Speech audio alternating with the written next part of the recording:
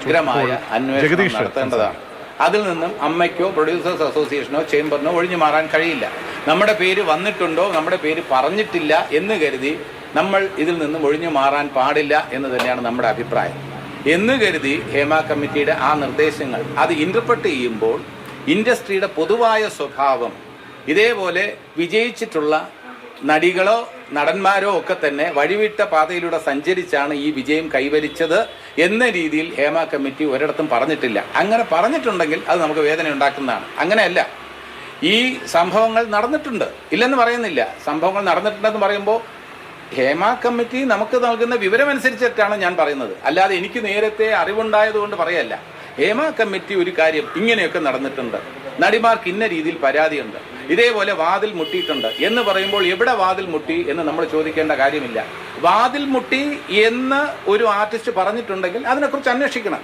ആ കുട്ടിയുടെ പരാതി നമ്മൾ പരിഹരിക്കണം. ഇതേപോലുള്ള ഇത് ഒറ്റപ്പെട്ട സംഭവമാണെന്ന് പറഞ്ഞ് ഒഴിഞ്ഞു മാറുന്നത് ശരിയല്ല എന്നാണ് എൻ്റെ പക്ഷം. അമ്മയുടെ പക്ഷവും അത് തന്നെയാണ്. അമ്മ എന്ന സംഘടനയും ബാധിക്കുന്നത് അത് തന്നെയാണ്.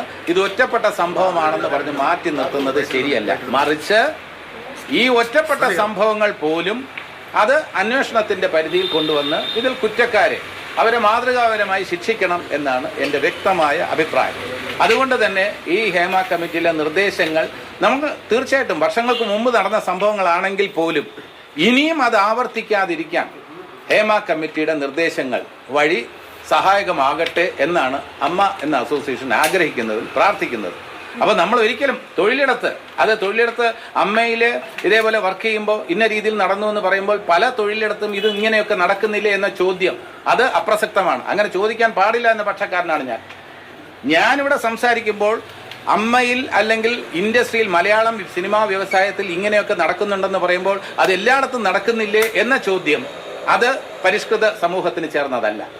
നമ്മുടെ സമൂഹത്തിൽ അല്ലെങ്കിൽ നമ്മുടെ സിനിമാ വ്യവസായത്തിൽ ഇങ്ങനെയൊക്കെ നടക്കുന്നുണ്ട് എന്ന് പറയുമ്പോൾ തീർച്ചയായിട്ടും അത് ഭാവിയിൽ ആവർത്തിക്കാതിരിക്കാൻ നമുക്ക് എന്ത് ചെയ്യാൻ കഴിയും എന്നാണ് നമ്മൾ ആലോചിക്കേണ്ടത്.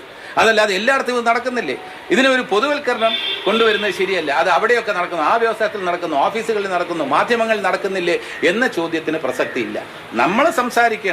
ഞാൻ സംസാരിക്കേണ്ടത് അമ്മയ്ക്ക് വേണ്ടി, ഇൻഡസ്ട്രിക്ക് വേണ്ടിയാണ്. ഇൻഡസ്ട്രിക്ക് വേണ്ടി സംസാരിക്കുമ്പോൾ തൊഴിലിടത്ത് ഷൂട്ടിങ്ങുമായി ബന്ധപ്പെട്ട് നടന്നിട്ടുള്ള കാര്യങ്ങളെല്ലാം തന്നെ ആര് ആരോപണം ഉന്നയിച്ചാലും അതിന് ഒരു പരിഹാരം കണ്ടെത്തേണ്ടത് ആവശ്യം തന്നെയാണ്. യാതൊരു സംശയമില്ല. അതിൽ നിന്ന് ഒഴിഞ്ഞു മാറാൻ പാടില്ലെന്ന് തന്നെയാണ് എൻ്റെ അഭിപ്രായം.